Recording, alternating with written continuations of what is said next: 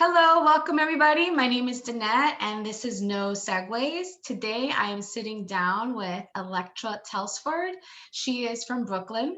She is a comedy producer and a stand-up comedian, and I look forward to picking her brain. Hi. Hello, how are you? Good, good. How are you doing today? I'm good. It's like spring break for me right now because I teach. So like this is my first like day off and I don't really know what to do. Like it makes me kind of anxious that I don't have a full schedule. Oh, So I'm sitting here like 1 o'clock, like I don't really know oh what wow. What a to do. problem Yeah. to have. I know. I know. Poor me. Boo-hoo. What grades do you teach? This year I'm teaching ninth grade. Oh Uh wow. yeah, just ninth grade. So it's been really interesting because like this, I mean, there's some kids I have that I have yet to meet, like because Face to it's face. remote and they don't turn their cameras on. Like I could see them every day and not know because you don't see them. I didn't know that they can keep their screens black. Yeah, we try to be really err on the side of like being compassionate about it because like some kids have home situations that they don't want you to see. I'm shameless, as you can see. I punched a hole there's a hole in my wall. I'm like, you can see that, that's fine. I thought that was art. The way, I'm so artistic that you would think that this is. That's so funny. I was like, oh, that's a cool looking wall. Yeah, it's so funny. I'm like, no, I just like broke a hole in my wall and never got the color match. So I'm just Was here. that, did you do that? Like, did you punch the wall because you were upset? No, I think I like did it in my sleep. Like I sleep by the wall and I think like sometimes your body has like a jerk reaction. I think that's what happened and it ended up kneeing the shit out of the Damn, wall. I you're know. strong. Very strong or a very weak wall, whichever way you want to. I'll go with you're strong. Thank you. So I did some research on you, and I know that most teachers need to have a master's degree in order to teach, right? Is that Mhm. accurate? Yeah. Yeah. So I wanted to ask you, how has having a master's degree changed? How does it help you in your day-to-day life? I mean, I make more money with my master's degree.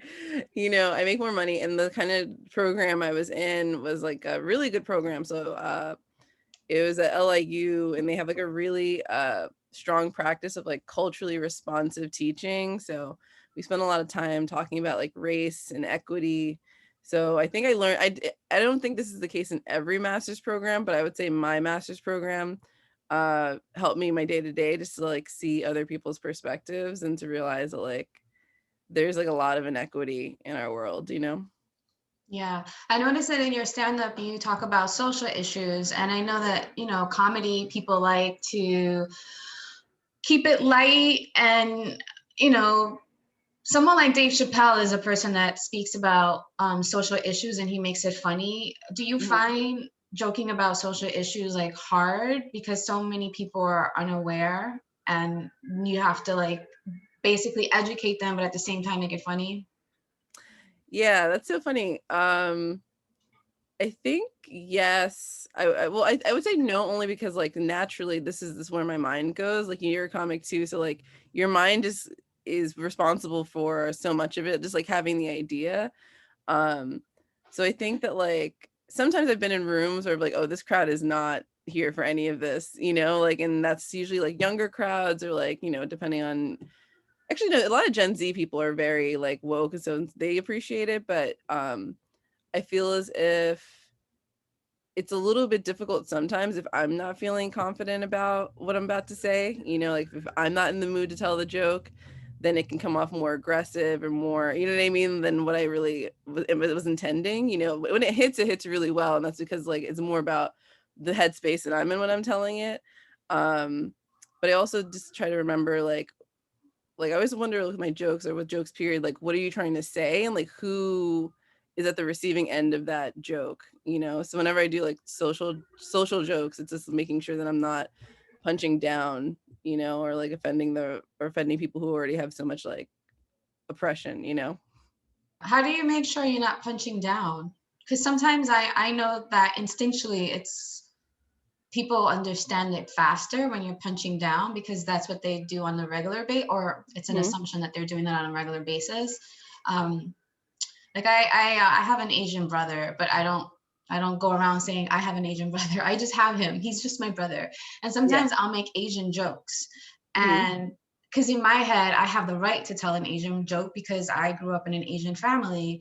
But Hmm. I forget that no, like people, I haven't said that out loud. And so people just see me the way, like, and so it comes across like I'm punching down when I Hmm. think that I'm just hanging out with my Asian friends. Hmm. So anyway, I've been accused of punching down, and I felt horrible about it. And now I'm conscious of it, but it's like, how do you, I wasn't even aware I was punching down. So how do you know when you're punching down, or how do you prevent yourself from punching down?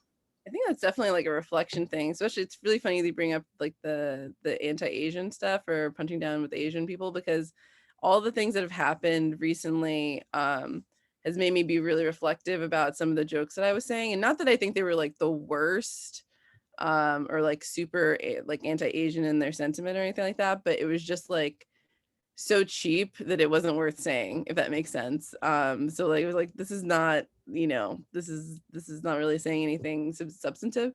But I would say that like for the most part I try really hard to be like not sexist, racist, transphobic. Those are my three, like the trifecta: sexist, racist, transphobic, or obviously homophobic. And I think that you can have jokes about all those things. You can have jokes about being gay, trans, whatever. But I think that like it depends on what you're saying. Like, what are you saying about it? Like, are you digging into a stereotype? Are you really asking like a human curious question that you have? Because I have like a joke about like strip clubs and strippers and sex work, but the butt of the joke is about people who go, not necessarily about the people who are Ah, working there. You know what I mean? So I think that like just knowing what you're trying to say, which is hard oh, sometimes, that's like half the battle before you even get on stage. yeah, that's very thoughtful of you. I think I need to think more. Like, yeah, because yeah, I should be more thoughtful because there's layers to it, and I guess that's what makes a good stand up a great stand up, because you there's so many layers to the joke. It's not just one note. Hmm. Yeah. Who are some of your favorite comics? I like Dave Chappelle was, everyone's great. I have a different feeling about Dave Chappelle now, like now that I'm doing stand-up, but now that he's changed so much, I realized like I fell in love with like 2000, 1999, 2003 Dave Chappelle. And like Yeah, new Dave Chappelle, like 2017 is also great, but it's like a very different person, yeah. which 20 years will make a person different. Um, Hopefully. Hopefully, right. But I think right now it's this guy, forgive me if I mispronounce his name, Felipe Esparza or Felipe Esparza. Yeah, yeah. He's my favorite right now. I think he's so funny. He makes me laugh. Like I've watched his special, the 2020 special, like 4 or 5 times. I think it's great. I feel like he's like a Latin Mitch Hedberg. Yeah, yeah, yeah. He's a hot mess. He's a hot mess of a person, but he tells these really honest stories, that are really dark, like about his childhood and stuff. And he's got this bit about his mom getting choked out by his dad. It's like a whole thing that shouldn't be funny, but like is funny because of how he tells the joke. You're like, this is so great. And then also like people that we know, like I think like on the scene, like Rebecca O'Neill is really funny, Usama, Julio Diaz, Kevin Bourne, very funny. All the comics on the scene. Yeah, we're lucky in that we're working with like really talented people. Yeah, yeah, there's so many talent, like so many things happening at once, but really good people. Yeah, and you know what's funny is that sometimes like I'll in the beginning when I was doing mics, or even now when I do shows, like the person will be like phenomenal. I'm like, I really like that person. And then like months and maybe like years later, like everybody else is on board. And I'm like, I already knew that person was special. Like I make these claims, on people.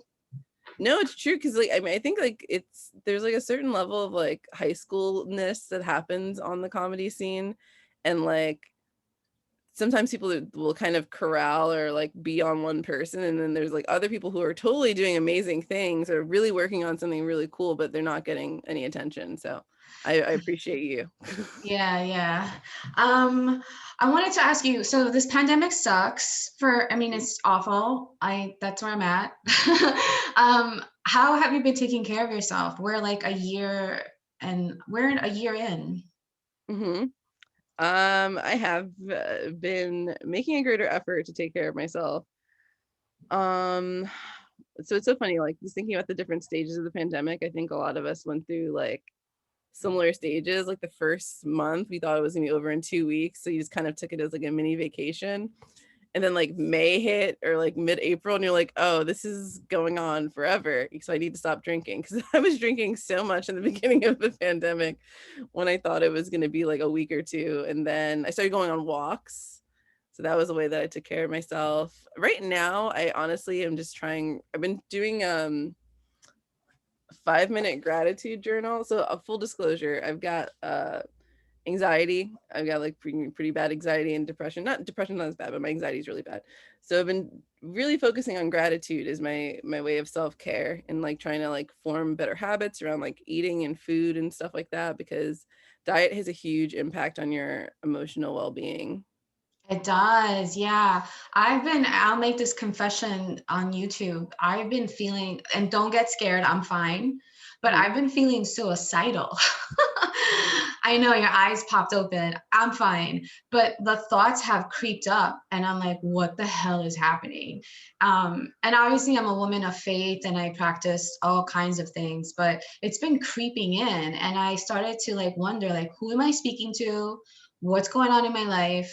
And I actually just came back from Vegas. It was a really great time. And on the plane, I was still feeling that way. And I'm like, oh my God, like I need to change my therapist. But once I landed in Las Vegas, I felt so much better. And I realized, oh, it's the environment that I'm currently in New York, that is not supportive, or it's making me feel a certain kind of way. And so I went to Las Vegas. I feel great. I'm inspired. I'm writing. I feel connected. I did some shows. And now I'm back and it's starting to creep up again. And I was like, so I literally Googled, I'm like, what, what deficiencies can cause thoughts of suicide? Mhm. And one of them was a lack of vitamin D. So I was Mhm. like, okay, my ass is going for more walks to get some, but it's crazy how stuff like that will creep up with so your depression and anxiety, how long have you had that, and do you see a therapist for it? So I've had it for as long as I mean, like diagnosis, I guess, of like 5 years ago at this point, but I've had it since I was a kid, just like a very emotional kid with a lot of, and also there wasn't really a word for like depression and anxiety in my age group. Like that wasn't like a thing that really was discussed. But yeah, it's been a while and I don't see a therapist right now. I was seeing a therapist for like 2 years and it was amazing. And then she retired, like as an old lady. I'm like, why? But yeah, I've been just trying to do other things. I definitely believe in therapy, but it's just not, it's first of all really hard to find a therapist, number one. Then also for me, a priority would be like a therapist of color. Two, so and in Brooklyn, three, and it's maybe seeing people in person. It's not happening right now. So I I basically just been like trying to focus more on like the therapeutic things I can do with like food and like avoiding sugar. I failed this weekend epically. Like I literally had a whole pizza yesterday, but Pizza? yeah, pizza. But I feel a difference though. Like I think it's really I think our diets definitely have a huge factor on like the way that we feel emotionally, and also hormones are a huge factor too. Yeah, the therapy, they a lot of the therapists are doing online therapy now, Yeah. FYI. Yeah, like I Yeah. don't a lot of them don't want you in their space. I know, and I feel like that's just gonna go on forever once people realize like certain jobs are just never gonna go back to being in person. Like we're Yeah, fine. and I think, yeah, that's okay. That's so cool that you're mentioning the diet. Is true. I remember for my birthday in August, my sister was so sweet. She got me like 5 pieces of like 5 different cakes. So it Mhm, was my birthday, so I took a bite out of each one of them. But that was a mistake because for the rest of the month, I just kept eating sweets and craving sweets. And mhm. whatever routine I had established went out the window. And for me to get back into the like eating well, not drinking alcohol was just like more difficult. Yeah, once you fall off the wagon with that kind of stuff, it's really hard. Like I was doing really well last, so I saw a dietitian and talked about the stuff, so she put me on this diet, which is basically like not the worst thing. It's like no sugar, carbs from like grain, like certain things like Ezekiel bread, whatever, but trying to maintain blood sugar levels so that I don't see any spikes or any like decreases. And then I slept over at my boyfriend's house Thursday and Friday, and that's not a possible lifestyle to live in his apartment. Then he's a comedian, so he went to go on the road for the weekend. Then I was back in my house, and I never got back on until this morning, like in terms of like diet and stuff, because Yeah. it just you can't, it's hard to like switch on and off, you know? So I'm like, I got to figure something out because it can't go on this way. Because yeah. What's your boyfriend's name? Oh, is it public or no? No. Okay. Well, I know who he is because Uh, as I was doing research, I'm like, oh, I remember this guy. I think, yeah, I do know who it is because you told me. Wait, did you tell me? no, I did not tell you, but you can put it in the No, chat. I'll put it no, in the, I think it's you probably a told me different, when we met at Sarah Moore's oh, that's definitely a different person now. oh, no way. Sorry. Yeah, that is a whole other conversation about self-care. If you want to have, I had to go on a year-long self-care journey after that situation. Oh, So wow. Would you say that situation helped you get in touch with your self-care practices? Like, if it wasn't for that, you wouldn't have gotten in touch with that inner. I definitely think it definitely was helpful. It definitely exposed a lot of things about myself, that I don't think I would necessarily have had an appreciation for, good and bad. But it definitely made me consider self-care more, but also was leading into the pandemic, so it was just like It's time. yeah. It's time for change. It's time for change. All right, let's do some fun questions. Who is your celebrity crush?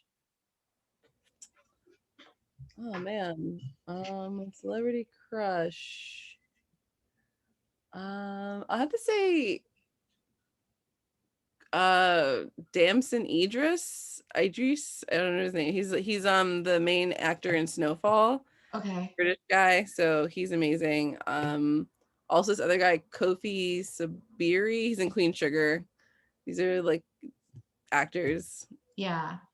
Yeah. I don't remember. I can't connect the face to the name, but I'm sure once I see them, I'll be like, oh, that's who it is. Yeah. I guess like maybe a more common person would be what's that guy's name?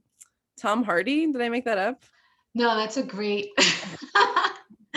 that's a good one. That guy is so good looking. Yeah. He's Like like every insane. angle that is taken of him is like, damn, okay. Yeah, exactly. So I feel like guys like that. I mean, it's so interesting. Now I'm more into like the everyman looking guy, like more than like that, that guy. But Sexy. Yeah. like I was telling somebody, I was like, I like guys that look like they work sanitation. Blue collar, Yeah, can like they a blue really collar. Yeah, hammer maybe a has nail into the wall? exactly. Maybe has one bad tattoo, maybe two, but like not too many. Do you have any tattoos? No, Would I you don't have ever? any.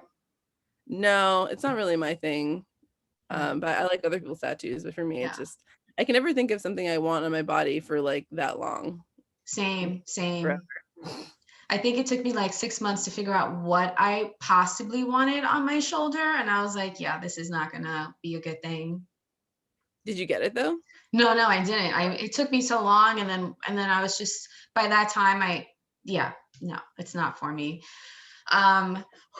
So during the pandemic, I loved your Instagram because you would post videos of like different musical artists and you would connect it to your Spotify, I think. And I was like always being introduced to new music, which was awesome. So are you listening to any new artists right now? Or, who are some of your favorite artists? So I've been listening to this woman from London, Hope Tala. So Hope, like the word hope, and then Tala, Tala. She's got a really, really beautiful voice. She's got really good song lyrics too. Her song I really like is All My Girls Like to Fight. It's like a really good song. Nice. And then I've been listening to this guy Coltrane, but he spells it with a 3 instead. It's a little confusing. And then this other woman, they're all London artists. I feel like London's doing a lot more interesting things, but Mira May is really good too. She's like a Algerian British girl. So yeah, that's pretty much what I've been listening to. I'm gonna look them all up after this is over. Cause I get so many music, compliments on it. It's what? I get so much positive feedback on my musical selections. Yeah, because they're not common. They're not like Cardi B or any of the people that we're familiar with. I mean, for me, that's why. Um, and they've got so much rhythm. So you are a comedy producer. Mhm. So can you tell us? Well, first of all, what are the name of your because you have productions, right? Or what are the Yeah. name of the? So I have a show, my show named after me. It's a Electra company, which is they're all monthly shows. I can't do it weekly. I would just die. But Electra Company, I have another show called Lip Service, which is at Lips Cafe in Flatbush, and I'm starting up a new show at the Stand called Two Bearded Ladies with my co-host Nora Yaya. So I have yeah, so that's my third show. So yeah, so 3 shows. So and then what is like the one thing that you love about producing a show, and what is the one thing that you can like completely do without? I love what do I love about producing shows? I mean, I like producing shows because it's like I'm new to it, I'm relatively new to it. I had a show before pandemic at the Stand, but it was monthly and it was with my friend who was much more experienced than me. So these last couple of shows have been things I'm doing like entirely by myself, and it's like everything is a lesson. Like every time we're done, it's like I've learned so much. I made so many mistakes along the way, but just like becoming a better comedian, having appreciation, because like I mean the other day I had to like clean up and I was like stacking the chairs back up, and I had like a boost of self-esteem. I was like, one day I won't have to do this. Like one day I can just like leave a show. So there's a certain level of gratitude for where I'm at, and as much as I have to do everything myself, like I believe that one day it will not be like that, and I'll have more appreciation for that. But also being able to create lineups and be able to like put people on that I know I like as people, and I like them as, or not necessarily like them as people because that doesn't always happen, but like them as comedians, and being able to create like really diverse lineups is something that I didn't know was going to be important to me, but like is very important to me. So the Yeah. ability to do that, and things I would throw away would just be like the anxiety that comes like the day of, and then the sadness that comes the day after, now that's over, knowing that I have to do it again. It's a lot of work. Yeah, I used to run a show at the Standing Room, and Mhm. it was fun putting the lineup together because it was all the comedians that I loved. Like I swear, like all the comedians I put up, I respected as an artist. Like I wasn't putting up people just to trade spots. Mhm. Which is there's nothing wrong with that. But for me, I felt like whoever pays to get into the show, I think it was a free show, but whoever comes, they're gonna have like a good time. So Mhm. that was like the awesomeness of it.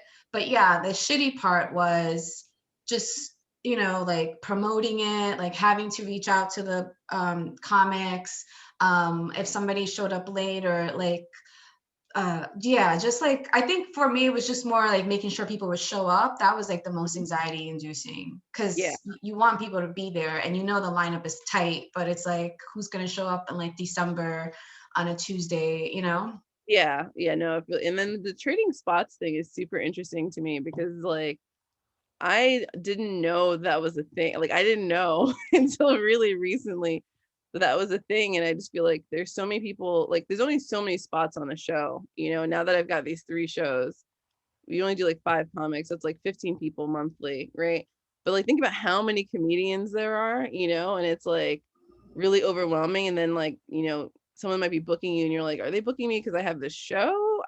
Or are they booking me because like, is there an expectation that I'm also going to book them? Because like, that is not, I mean, I think trading shows is fine. Like, I would think same as you, but I'm like, uh, I'm not going to trade shows if I don't think it's going to be like the right show. My show is the right show for a person. You know what I mean? Because I don't want to set somebody up to fail. Because some of these rooms Yeah, are hard. no, it's true. You find out a lot of stuff. Like, one of the things that I learned producing was that, like, I graduated from the New School of Public Engagement, and a lot of my core classes were about like diversity and like, um, yeah, just like being aware of all the different cultures that there are and how we can uplift them. And so when I started my show, it was all about diversity. It's like, I want a transgender comic, I want a Black woman, I want an Asian man, like whatever, right? So I would Mhm. put these shows together and really proud of myself, like, look at this. And no one really noticed. And I was like, okay. No one really noticed. But what I remember, what I learned was that, oh, when I'm looking for like a white, like funny female comic, where does my, like, who am I thinking about? When I think about a funny Black gay man, who comes to mind? And so then I started to think, like, how am I coming across to people's mind? Like, when if they're thinking about a Spanish girl, am I the first person they think of? Like, so it was interesting of like learning how you're perceived in the comedy community. Mhm. Um, and I still don't know.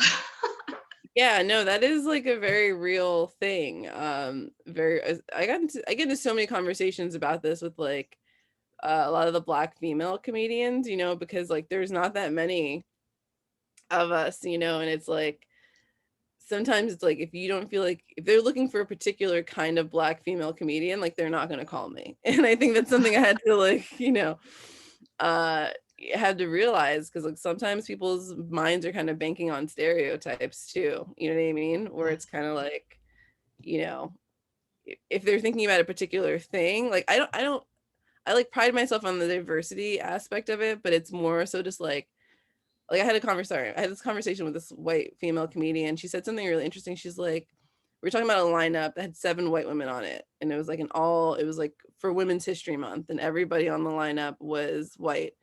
And they were raising money for like this Asian charity. And I was like, that's just crazy that they ended up with 7 white women, you know. And another friend of mine was like, well, if it's really hard not to book a diverse show in New York City. You kind of have to be going out of your way, you know, to do that. And then the girl kind of like not hostilely, but kind of like was like standoffish a little bit. And she was like, well, I just booked the funniest show, you know?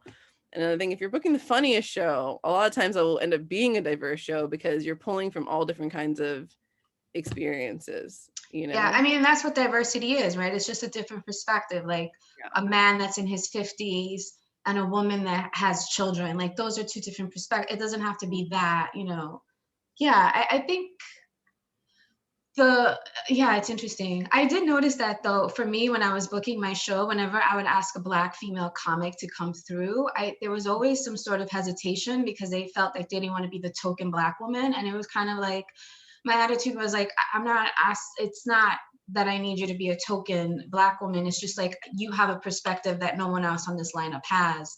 Mhm. Um, yeah, so that also happens too, right? Like, sometimes people don't want to be called upon. It's like, oh, you're just putting me on because I'm gay. And it's like, well, yes and no. Like, yes, because you are representing a specific group, but also it's, you just offer a different perspective that I'm not going to get from. Yeah, yeah, it's interesting. I like it. I like the diversity of it because that means that you hit every single person in that audience, that Mhm. every single person in your audience is going to walk away feeling connected to a comic. Yeah, and like it's just I don't know, just like so natural to me. Like it's just been really, and I know sometimes it's a bit more mechanical. Like I have had lineups that have been like, there's too many Black men on this lineup, and I'll just take one out because I'll book them another week, and it'll just be, you know what I'm saying? Like I've definitely done that. Like or you know, I think I've just booked my first white guy on a show. No, I booked one in November, you know, and that was a lesson that taught me setting somebody up for failure because the room I booked him in, it was not the room he should be in. Oh no. Well, I'm sure maybe he'll be inspired to like do better. Yeah, right. And those rooms are, I mean, that's like for all of us too. Like they're definitely, I go up to Harlem sometimes just because I'm like a sadist or a masochist, whatever, because Harlem rooms are always hard, you Are know? you talking about Mocha specifically? Yes, I haven't done Mocha since post pandemic, but like Mocha, Harlem Nights. Harlem Nights is fun.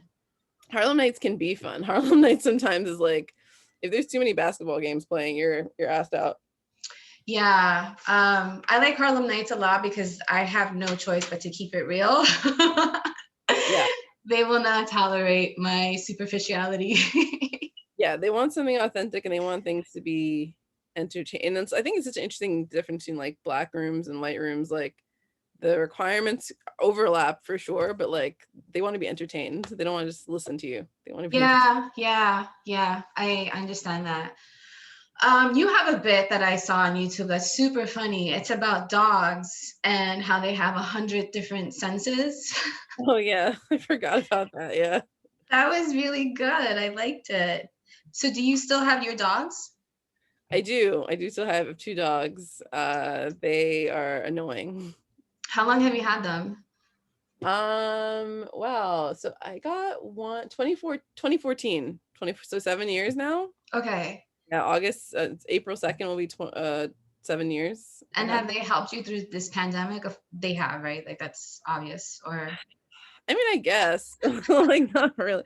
It's so funny. Like, I think they're great dogs, but they're just not the great, like they're not the greatest dogs, you know? Like they're great companions, but like also not the smartest dogs. So there's a lot of like recommending?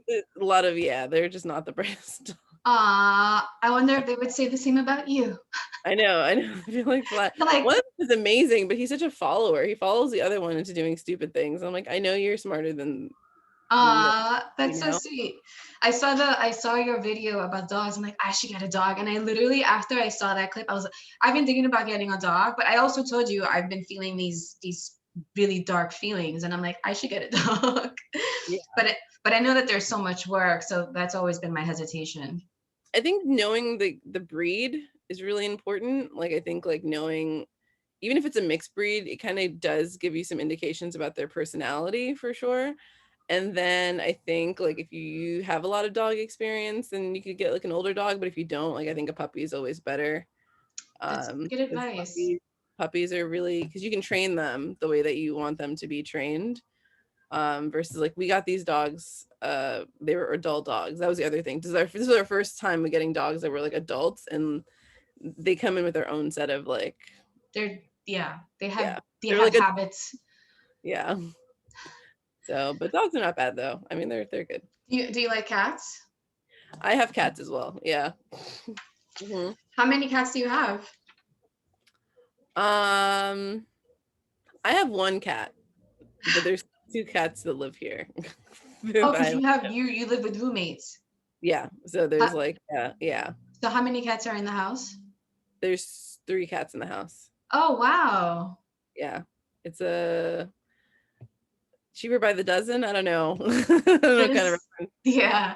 But they're Uh, easy. They're easy cats though. Like they are pretty they do easy. their own thing. Yeah. Yeah. So we're gonna wrap it up, but before we go, I wanted to so you have beautiful skin and you have great hair. Oh, So thank you. how do you like do you have any special skincare regimens or hair care routines that you do? Yeah, so I've been using The Ordinary. It's like a super cheap brand, but they use like it's like they don't have a lot of fillers and stuff. So I use The Ordinary's hyaluronic acid, and then I use their squalene oil, and then they have this like this like bi-weekly BHA mask that's like red. It looks like you've got like the blood of Christ on your face. And so you use that like once a week, twice a week, or sorry, every other week. And then yeah, that's it. And then my hair, I just honestly do not touch it unless I have to go out, unless I Yeah. have to like, go somewhere. That's so cool because your skin is great. And so the fact that you do have like a regimen, it's like you see, it didn't, it's like it needs to be Oh preserved and yeah, taken care of. Yeah. you have to take care. And then I use like this special sunscreen, but you know how like sometimes if you're darker, like it'll leave like a purple hue I on your don't know skin. that, but okay. Oh yeah, so I use this one Black Girl sunscreen, and that works really well too. Oh, okay. Yeah. Very cool. Oh, I wanted to ask you, your name is Electra, which is super unique. Do your parents have unique names as well? Yeah, my mom's name is Serena, which is like It's was pretty pretty. unique for her day and age. And then my dad's name is Sherwood. Oh, nice. Yeah. And do you have siblings? I do. I have 2 brothers, but they don't have interesting names. They don't. Are they jealous? Did they ever like mention that to you? Like, why do you get to? Um, Yeah, my little brother is like a little jealous of it. He goes by some name that's not his birth name. Like his birth name is Sydney, but then he goes by something like Sarahi or some like hippy dippy thing. And then my older brother's name is Jamal, and he just goes, Jamal. yeah, Sydney's a pretty good, like, that's Sydney, right? That's his name. yeah. That's a not a common name, right? It's not super common, but I definitely think it's more common than Electra. Like you'll bump into a Sydney, but also too like Sydney I think is more common in people that are younger than him. Oh, You know what I mean? Like Sydney now, I think there's like a lot of like teenage girls and like younger kids named Sydney. he must love that. Yeah, exactly. Where do Good you drink. fall in the category of siblings? I'm the middle one. Oh, you're a middle child. Yeah. What are the stereotypes of middle kids? I think like just super well adjusted. Like, Nice, positive. yeah. Really well adjusted. Thank you so much for sitting and chatting with me. This was really cool. Great. Thank you. Can you tell people where they can find you? Yep. So they can find me at on Instagram at Electra ELECTRA _Telly TELLY, and that'll link you to everything. Very cool. Well, guys, thank you so much for tuning in. Please hit like, subscribe to this channel. It's out every Wednesday. And thank you. Bye. Bye.